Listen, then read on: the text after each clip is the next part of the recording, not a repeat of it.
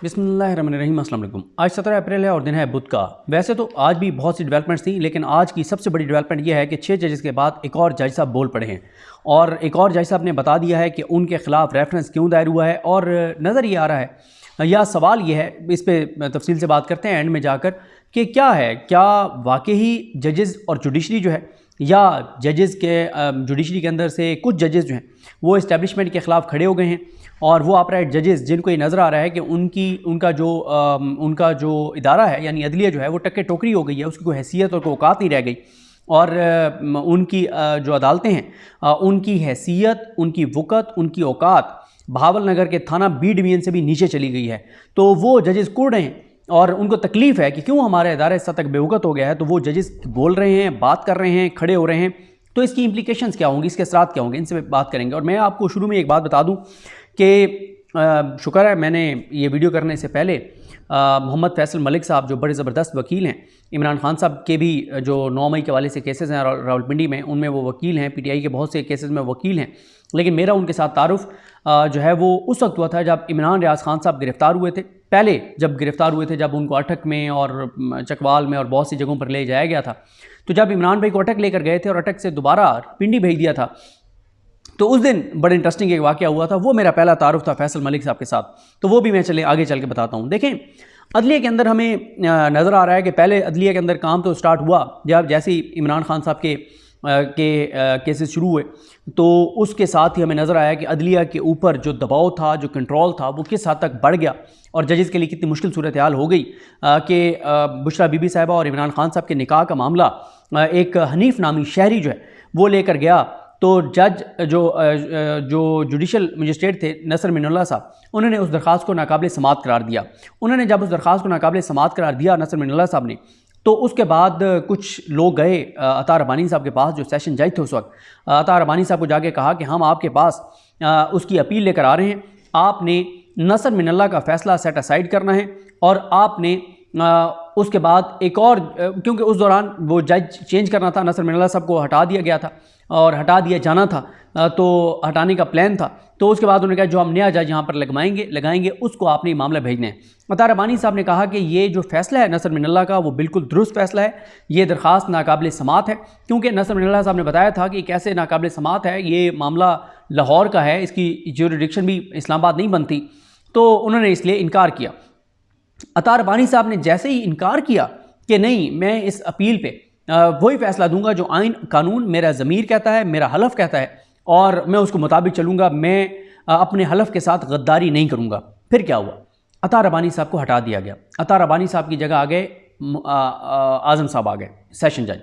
आज़म साहब सेशन जज आ गए। दो जो है ईस्ट और वेस्ट दो सेशन जजेज़ हैं, एक आज़म साहब हैं इस वक्त और एक जो है वो शाहरुख अर्जुमन साहब हैं, जिनके पास ये अब अपील चल रही है इमरान खान साहब की इद्दत के इस फैसले की। तो सेशन जज चेंज करवा दिया गया, अतार रबानी साहब को चेंज करवा दिया गया और नीचे जो हैं वो जो जज थे, जो नसर मिनल्ला साहब थे, वो चेंज हो गए और उनकी जगह जज कुदरतुल्ला आ गए। और फिर वही हुआ, आज़म साहब जैसे सेशन जज बनते हैं, आज़म साहब के पास वो मामला आता है, वो वही करते हैं जो अतार रबानी साहब को करने का कहा जा रहा था, लेकिन अतार रबानी साहब ने नहीं किया था। और फिर अतार रबानी साहब के बुरे दिन शुरू हो गए। अतार रबानी साहब के लिए खासी मुश्किलात हुई, उनको वेस्ट बना दिया गया बहुत। और फिर ये भी आप देखें, मैं उस पर आता हूँ, इस अतार रबानी साहब का जिक्र जो है वो 6 जजेस ने किया। 6 जजेस पे एक पॉइंट के बाद आता हूँ। तो इस तरह से हुआ, यानी नसर मिनल्ला साहब चेंज हो गए, अतार रबानी साहब चेंज हो गए। उसके बाद आ जाएँ जनाब जवाद अब्बास साहब, राजा जवाद अब्बास साहब, जो ATC के जज थे, यानी उस जहाँ पे ये जज अबुल हसनात मोहम्मद जुल्करनैन साहब को लगाया गया। उससे पहले राजा जवाद अब्बास साहब जो हैं वो ATC के जज थे। जवाद अब्बास साहब ने इमरान खान साहब की ज़मानतें कंफर्म कर दी।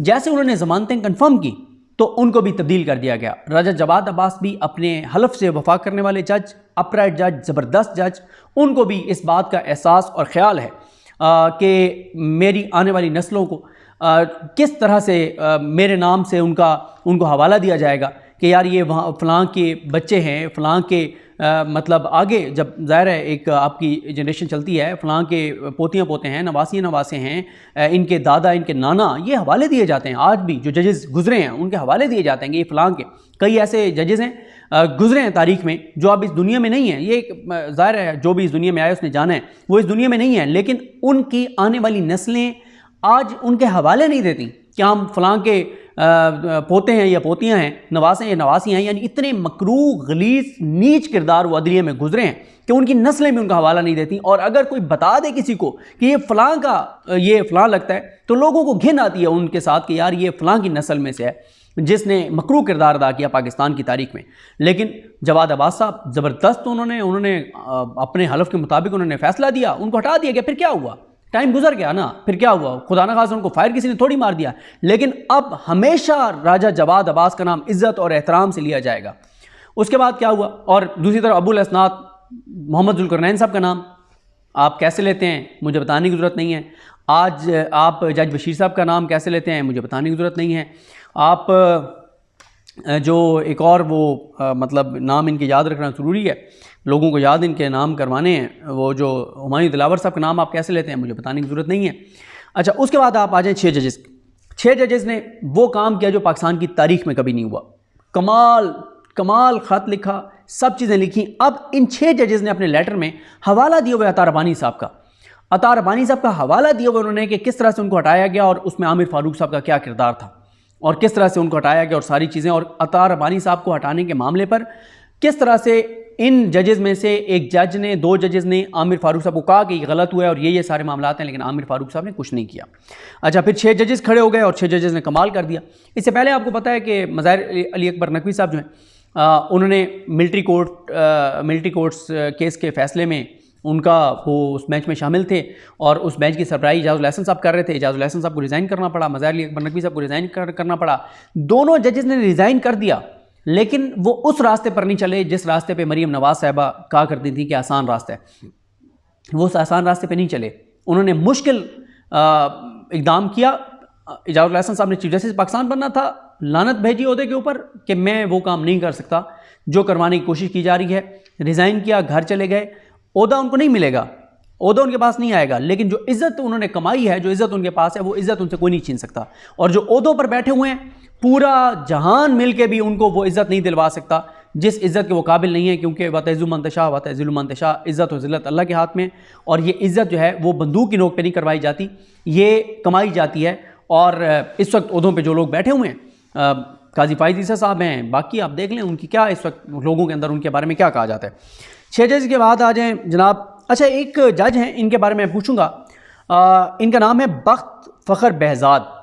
ये सेशन जज हैं, लाहौर में कहीं हैं, अभी शायद OSD हैं, मुझे इनके बारे में कंफर्म नहीं है। लेकिन इनके बारे में मैं, हमारे जो लाहौर के दोस्त हैं, वकास भाई हैं या अरशद भाई हैं या बाकी जो दोस्त हैं हमारे लाहौर हाई कोर्ट को कवर करते हैं या नीचे लोअर कोर्ट्स को कवर करते हैं, मैं उनको ज़रूर कहूँगा कि इनका मुझे बताएं, क्योंकि इनके हवाले से भी मुझे किसी ने बताया है बख्त फ़खर बहज़ाद साहब के हवाले से कि इन्होंने भी कोई ज़बरदस्त फ़ैसले दिए और उसके बाद इनको भी बड़ा क्राइसिस से गुजरना पड़ा, इनको OSD बना दिया गया। और इनकी भी मैंने बहुत बहुत बहुत तारीफ़ सुनी है। अगर नाम मैं दुरुस्त ले रहा हूँ तो अगर लाहौर से कोई मुझे कंफर्म कर दे कि जो मुझे नाम पता चला वो बख्त फ़खर बहज़ाद साहब हैं। और इनके बारे में बताया गया कि इनके बारे में तो ये भी बताया जा रहा है कि इन्होंने भी कुछ लेटर्स और चीज़ें लिखी थी और कहा जाता है कि ये सबसे पहले बोले थे और इन्होंने बात की थी और कुछ लेटर्स लिखे थे जो कि ज़ाहिर है सामने नहीं आए। तो ऐसे जजेस जो हैं वो ज़ाहिर है काबिल फ़ख्र हैं। अब आ जाएँ जनाब, एक और जज साहब बोलें, वो हैं मलिक इजाज़ आसिफ अवान साहब। ATC के वो जज हैं रावलपिंडी में।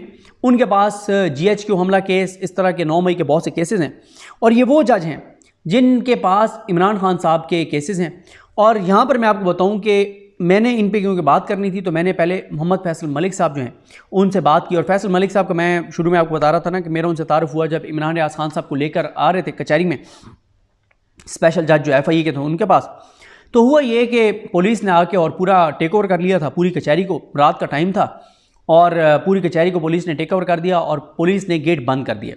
और ये वो दिन था, ये वो मौका था। और एक मौका था चकवाल में जब इमरान भाई को लेकर गए थे। इन 2 मौके पे मेरा वकला के बारे में तासुर बिल्कुल चेंज हुआ। मैंने हमेशा वकला के ख़िलाफ़ सख्त ज़बान इस्तेमाल की। मैं इनको कहता था ये काले कोट में दहशतगर्द हैं। कुछ वाक़यात का मैं हवाला देता था कि ये दहशतगर्द है, ये दहशतगर्दी करते हैं। लेकिन मुझे अंदाज़ा हुआ कि सारी जगहों पर वकला गलत नहीं होते, क्योंकि उस दिन क्या हुआ, जब पूरी कचहरी को टेक ओवर कर लिया गया और हमें अंदर नहीं जाने दिया जा रहा था, तो मेरे पास कोई एक वहाँ पे कोई एक शहरी वहाँ पे ठहरे हुए थे। उन्होंने मुझे आगे पकड़ा और साइड पे ले गए, कहते हैं आप आराम से रुक जाएं, मैं आपको लेके जाऊँगा। मैंने कहा यार ये तो खुद नहीं जा पा रहे और ये कह रहे हैं मैं आपको लेके जाऊँगा। मैं फिर आगे जाने लगा। उन्होंने कहा ईजी हो जाए, आपको नहीं जाने देगी पुलिस, आप ईजी हो जाए, मैं आपको लेके जाऊँगा। मैंने कहा यार ये कैसे लेके जाएंगे, तो खुद बाहर खड़े हुए हैं। इतनी देर में एक गाड़ी आगे रुकती है, उस गाड़ी में हम बैठते हैं, मैं भी और वो जो एक और शख्सियत मौजूद थी, शहरी मौजूद थे। वो गाड़ी, उस गाड़ी में थे फैसल मलिक साहब। फैसल मलिक साहब जब आगे आए तो पुलिस जो है उन्होंने कहा कि जी आप नहीं जा सकते अंदर। तो फैसल मलिक साहब को अंदाज़ा था कि ये पुलिस हमारी कौन सी ज़बान समझती है, बदकिस्मती से, क्योंकि हमारी पुलिस को ख़राब तो कुछ और लोगों ने किया ना, वरना ये हमारा डिपार्टमेंट है, इनकी इज़्ज़त होनी चाहिए, एहतराम होना चाहिए, रिस्पेक्ट होनी चाहिए, ये भी हमारे भाई हैं, हमारी फैमिलीज़ में से हैं। तो उस वक्त फैसल मलिक साहब ने कहा कि गाड़ी में पीछे लेके जा रहा हूँ, मैं आगे लेके आ रहा हूँ, गेट तुम खोलोगे, तुम्हें खोलना पड़ेगा, मैं वकील हूँ, तुम कैसे कह सकते हो ये, वरना फिर वो जो एक ज़बान समझ आती है, फिर लातों के भूत बातों से नहीं मानते। तो वो जो उनकी टोन थी, उसके बाद फिर पुलिस को गेट खोलना पड़ा और फिर अंदर गए तो अंदर पूरा कब्जा था पुलिस का, पूरा कब्जा था पूरी कचहरी पे, ऐसे कर्फ्यू का आलम था और पुलिस ही पुलिस थी, ऊपर नीचे हर जगह, जैसे कोई बहुत बड़ा पाकिस्तान का दहशतगर्द आ रहा है और लाया गया। उस वक्त इमरान भाई को ला चुके थे। तो फैसल मलिक साहब जो हैं उन्होंने मेरा हाथ पकड़ा और मुझे पुलिस के दरमियान में से ही ले गए और सीधा जाके इमरान भाई के सामने खड़ा किया कि जनाब ये लें, आप यहाँ पे पहुँच गए। तो मैं बड़ा उनका मशकूर रहा हमेशा। और फिर हमने उनको देखा, समी इब्राहिम साहब के वो वकील हैं इस्लामाबाद हाई कोर्ट में, और हमने उनको केस लड़ते हुए देखा। मैं तो बड़ा उनका मदाह हूँ। तो मैंने फैसल मलिक साहब को भी कॉल की, तो फैसल मलिक साहब ने मुझे जो बात कही, उन्होंने कहा कि सदीक भाई मैं जो बातें आपको कह रहा हूँ वो ऑन ओथ कह रहा हूँ। उन्होंने खैर इनसे पहले जो हामिद हुसैन साहब थे जज, उनकी भी बहुत तारीफ़ की। उनके बारे में उन्होंने बताया कि शहरार अफरीदी साहब हों, सिमाबी अतायर साहब हों, कर्नल साबिर साहब हों, इनके केसेस गए थे उनके पास, हामिद हुसैन साहब के पास, तो उन्होंने किस तरह से डिसीजन दिए थे उन्होंने पूरा मुझे बताया। उन्होंने कहा कि फिर उसके बाद ये आ गए मलिक इजाज़ अवान साहब आ गए। वो कहते हैं कि इन्होंने जितने फ़ैसले दिए हैं वो मेरिट पर दिए हैं और इनका एक भी फ़ैसला ओवरटर्न नहीं हुआ हाई कोर्ट से। और वो कहते हैं कि बहुत अपराइट जज हैं। बल्कि उन्होंने मुझे बताया कि उन्होंने कहा कि इससे ज़्यादा एक जज की जुर्रत क्या हो सकती है कि उसने इमरान खान की 9 मई के 12 केसेस में और शाह महमूद कुरैशी साहब की 13 केसेस में ज़मानतें ली हैं। इससे बड़ी बात क्या हो सकती है कि GH हमला केस में इमरान खान की उन्होंने ज़मानत ली है। ये उन्होंने बताया इनके हवाले से, जो इजाज़ आसिफ अमान साहब हैं। फिर मैंने इजाज़ आसिफ अवान साहब के हवाले से चेक किया, क्योंकि ये इल्ज़ाम लगाया गया कि ये रावलपिंडी बार से क्योंकि इनका तल्लुक़ है, तो ये रावलपिंडी बार जो है उनको बहुत ज़्यादा उनके वकला को रिलीफ देते हैं। तो फिर मुझे पता चला कि ये शायद सरगोदा से हैं, शाहपुर से हैं। फिर मैंने हमारे एक दोस्त हैं हमज़ा जलाल चद्दर साहब, उनसे रब्ता किया तो उन्होंने मुझे बताया कि जी बिल्कुल ये इनकी प्रैक्टिस वहाँ पे शाहपुर बार में रही है। और उन्होंने भी जो चद्दर साहब हैं, हमज़ा जलाल चद्दर साहब, उन्होंने बहुत बहुत तारीफ़ की इनकी और इनका बताया कि ये बड़ी अच्छी फैमिली से हैं। इनके कज़न अभी भी बार के वहाँ पे अहदेदार हैं शाहपुर में। और उन्होंने कहा कि ये झूठ बोला जा रहा है कि ये रावलपिंडी बार से क्योंकि इनकी हैं तो इसलिए ये रावलपिंडी बार के वकला को रिलीफ देते हैं। उन्होंने कहा ये तो प्रैक्टिस यहाँ पे करते रहे हैं, इनका तो उस बार से लेना देना नहीं है, तो ये तो शाहपुर बार से इनका ये वहाँ के मेंबर रहे हैं। तो अब जनाब इनके हवाले से फैसल साहब ने बताया कि जेल ट्रायल में जो जाते रहे, इन्होंने वहाँ पे बहुत से ऐसे अहकामात दिए इमरान खान साहब के हवाले से। जेल ट्रायल में जब ये जाते रहे, जो चीज़ें वहाँ पे इमरान खान साहब को चाहिए थी उसके हवाले से उन्होंने ऑर्डर्स किए। फिर इनके स्टाफ को एक बार चेक किया गया, जैसे पुलिस चेक करती है जेल में, जैसे साफ़ियों को चेक किया जाता है बाकी लोगों को। तो इन्होंने शोकॉज उस वजह से किया या किसी और वजह से इन्होंने शोकॉज किया वहाँ पे जेल इंतज़ामिया को, जेल पुलिस को, जिसको भी किया। अब इनके ख़िलाफ़ पंजाब हुकूमत ने, मरीम नवाज़ की पंजाब हुकूमत ने और ये जेल खाना जात ने, इन्होंने रेफरेंस दायर कर दिया है लाहौर हाई कोर्ट में। आज इन्होंने सुबह ओपन कोर्ट में ये बताया कि क्योंकि मैंने शेख रशीद की ज़मानतें ली और कुछ और ज़मानतें ली, तो इसलिए मेरे ख़िलाफ़ रेफरेंस जो है वो दायर कर दिया गया है। लेकिन वही बात कहूँगा कि अब आप देखें कि आपने देखा चंद घंटों के अंदर अंदर मलिक इजाज़ आसिफ अवान साहब जो हैं, इनकी जो इज़्ज़त एहतराम पूरे पाकिस्तान के अंदर लाखों ओवरसीज़ पाकिस्तानियों के अंदर पूरी दुनिया से इनके हक़ में ट्वीट्स आ रहे हैं, पूरी दुनिया से इनको अप्रिशिएट किया जा रहा है। अब क्या मतलब इनके लिए अगर ये आसान रास्ते पे चलते, जिस रास्ते पे मरीम नवाज साहबा अपने पूरे ख़ानदान को चला रही हैं, अपने चचा के रास्ते पे वो चली और फिर चचा को क्रॉस कर गई, अब तो चचा उनके बहुत पीछे रह गए, तो क्या होता, ओहदे पे रहते, पैसा भी माल भी बना लेते, सब कुछ होता, बैरून मुल्क शायद कुछ एहसास से जदादे भी बना लेते, लेकिन इनके रिलेटिव्स भी इनको डिसऑन करते, कोई ना बताता कि हम मलिक एजाज आसिफ के रिश्तेदार हैं, हम उनके अजीज़ हैं। अब इनसे मुतल्लिका वो लोग जो इनके रिलेटिव नहीं होंगे वो भी इनके साथ अपनी कहेंगे जी वो हमारे अजीज़ हैं, हमारे बड़े करीब हैं। हर बंदा फ़ख्र से इनका नाम लेगा कि मलिक एजाज आसिफ अवान जो है हम उनके रिलेटिव हैं, हम उनके अजीज़ हैं, हमारी कुर्बत है उनके साथ। इज़्ज़त से लोग इज़्ज़त से नाम लेंगे, एहतराम से नाम लेंगे। ओहदे आनी जानी चीज़ें जो सेशन जजेस नहीं हैं, जो जुडिशरी में नहीं हैं, क्या उनको अल्लाह ताला रिस्क नहीं देता? जो बहावल नगर पुलिस में नहीं है, क्या अल्लाह ताला उनको रिस्क नहीं देता? ये जो हमारे ऊपर हमारे अंदर आ गया ना कि हम बस पता नहीं ओहदों पर बैठे रहेंगे, इन सरकारी महकमों में रहेंगे तो हमें रिस्क मिलेगा, वरना हमें रिस्क नहीं मिलेगा। ये वो सोच है जिसने हमारे सिस्टम को तबाह कर दिया, बर्बाद कर दिया, कमज़ोर कर दिया हमारे सिस्टम को। तो बहरहाल जी बोले हैं जायज साहब, बताया उन्होंने क्यों उनके खिलाफ रेफरेंस गया, और तो बड़ी रिस्पेक्ट है। अब आप देखें ना, मैंने एज ए कोर्ट रिपोर्टर, हमारा तो काम अदालतों के साथ है, ये अदालतें टके टोकरी हो जाएंगी। अब लोग काजी फायजी साहब की अदालत की अब आप रिपोर्टिंग करें, लोग देखते नहीं हैं, नीचे लोग 1 मिनट देखते हैं, उसके बाद लोग वीडियो नहीं देखते, कहते हैं यार लानत भेजें, क्या बात कर रहे हैं आप।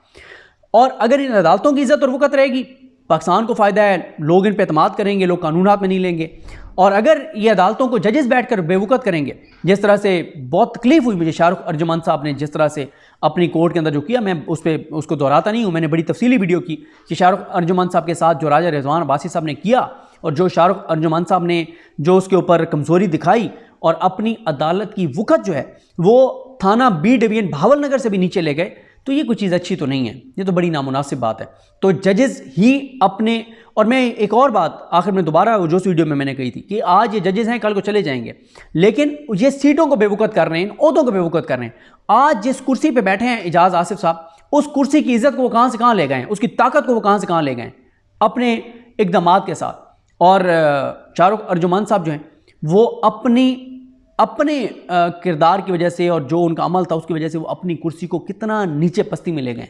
तो ये बड़ी बदकिस्मती है कि हमारे जजेस की अक्सरियत जो है वो कंप्रोमाइज़ नज़र आती है। किसी को कोई वीडियोज़ हैं, किसी को करप्शन फाइलें हैं, किसी को कोई और मामला है, और गिने चुने जजेस हैं जिनके मैंने नाम भी लिए, जो अपराइट जजेस हैं और जो अदलिया की शान को बढ़ा रहे हैं, जो लोगों का अदलिया पर एतमाद बढ़ा रहे हैं। आप मुझे बताएं ना कि इस्लामाबाद हाई कोर्ट के जजेस मोहसिन अख्तर कियानी साहब हों, गुल हसन औरंगज़ेब साहब हों, बाबर सत्तार साहब हों, जहांगीरी साहब हों, समन रिफत साहब हों, अरबाब मोहम्मद ताहिर साहब हों, इजाज इसाक खान साहब हों, ये 7 जजेस किसी को सज़ाए मौत भी सुनाए ना, इतनी उनकी इज़्ज़त है, यकीन करें सज़ाए मौत का मुल्ज़िम उनके सामने खड़ा होना और वो सज़ाए मौत सुनाएं।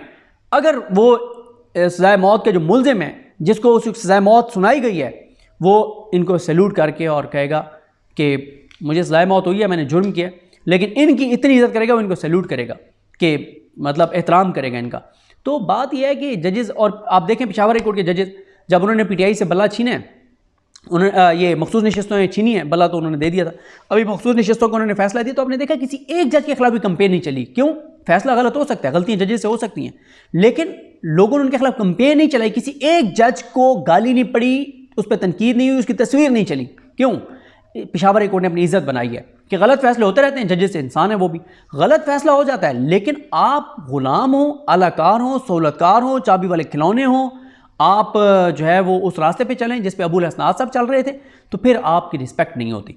और ये जनाब सूरत हाल है। बहरहाल लगता यह है कि अदलिया के अंदर से बहुत से लोगों ने यह फैसला किया है कि उनको खड़ा होना चाहिए, उनको बोलना चाहिए, अपनी ज़ात के लिए नहीं, अपने इंस्टीट्यूशन के लिए, अपने इदारे के लिए। और उनके इस बोलने से, उनके बात करने से उनकी इज़्ज़त तो बढ़ रही है, सो बढ़ रही है, उनके इदारे की इज़्ज़त बहुत ज़्यादा बढ़ रही है, और उनके इदारे की इज़्ज़त बढ़ने से लोगों का अदालतों पर एतमाद बहाल होगा और इससे पाकिस्तान को फ़ायदा होगा। और अगर अदालतों पर लोगों का एतमाद कम होगा, लोग कानून हाथ में लेंगे, अनारकी होगी, खुदा न खास्ता हालात ख़राब होंगे, इसका पाकिस्तान को नुकसान है। मुझे अपनी दुआ में याद रखें। अलग नीम हम सबका हामी नासरू। अल्लाह हाफ़िज़।